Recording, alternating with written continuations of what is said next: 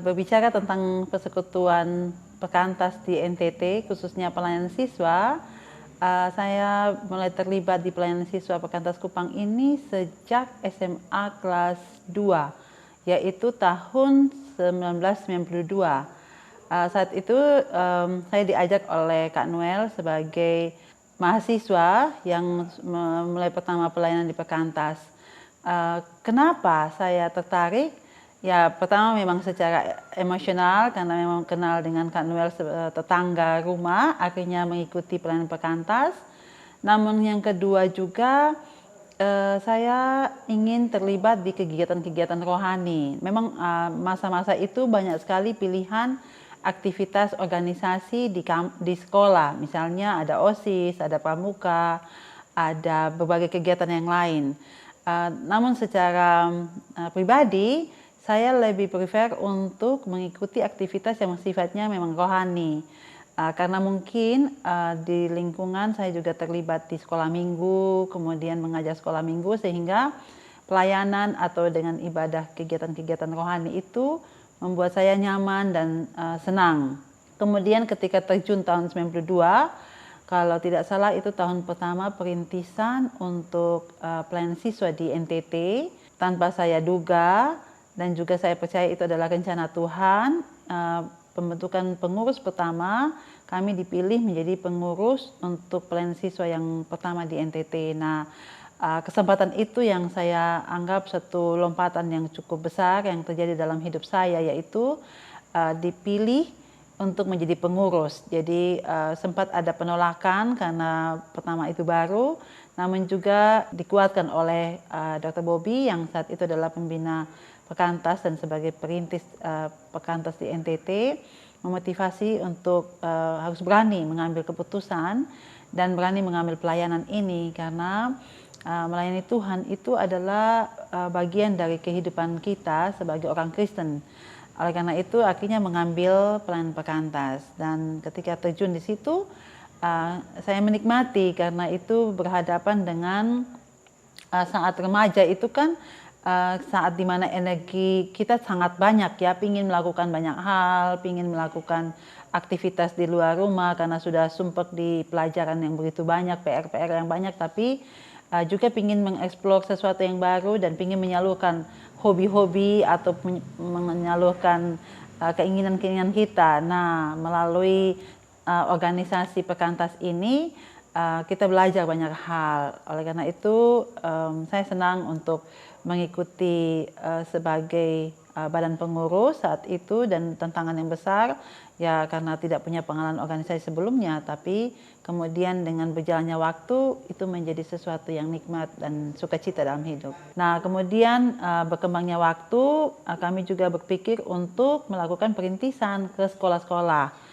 Karena ini namanya persisten pelayanan siswa, saat itu kan hanya persekutuan kota. Jadi kita melakukan perintisan ke sekolah-sekolah.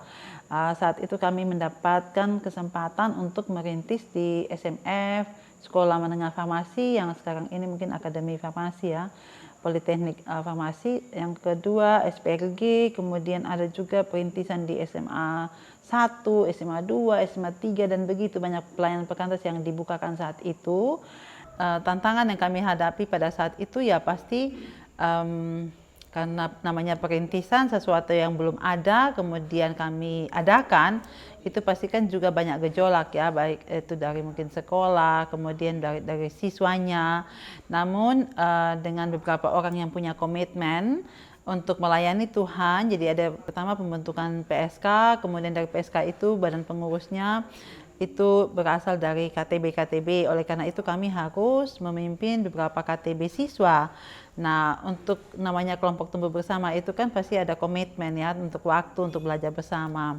Namun ada sukacita yang besar karena melihat begitu banyak ladang yang Tuhan bukakan, dan semangat pelayanan itu makin bertambah. Hal yang penting dari pelayanan Perkantas ini, khususnya dalam pelayanan siswa yang kami rasakan adalah ketika itu masing-masing kita menganggap itu adalah panggilan Tuhan dengan semua kondisi yang ada, maka itu akan menjadi suatu sukacita yang besar. Kemudian dengan berkembangannya waktu, kita juga senang karena banyak siswa yang mulai terlibat.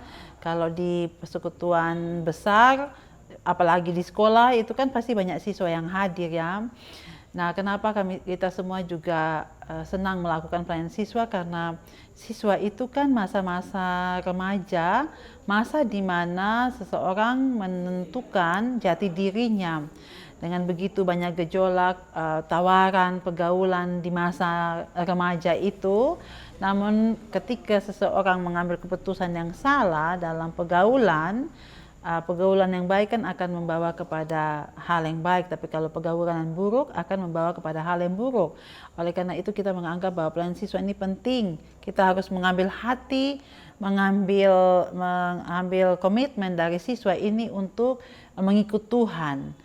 Ketika mereka sudah mengenal Tuhan dan mengikut Tuhan, maka kehidupan akan datang di mahasiswa maupun di pekerjaan nanti itu akan lebih baik. Jadi siswa ini adalah dasar atau pondasi dari suatu pelayanan Kristen, dan itu hal yang menjadi penting. Kemudian sukacita yang lain adalah ketika kita bisa berhadapan dengan guru-guru, bisa menambah kenalan dengan sekolah, guru, kemudian dengan siswa. Bayangkan kalau satu sekolah itu ada ratusan siswa, kita bisa berkenalan dengan banyak orang saat itu, dan itu sungguh membuat kita banyak jaringan ya. Hingga sekarang kita kemana-mana misalnya dikenal, kemudian saling menolong, saling menegur sapa, itu karena pelayanan siswa ini yang kita kenal dari dulu, yang sejak pelayanan itu. Jadi itu menjadi suatu kebahagiaan yang luar biasa ya. Nah, kemudian dari persekutuan besar itu kan ada KTB. Nah, di KTB itu kita mengenal lebih intens, lebih dalam tentang kakak KTB atau tentang seseorang dengan punya pertumbuhan rohaninya ya. Dan itu membuat kita semakin lebih kuat.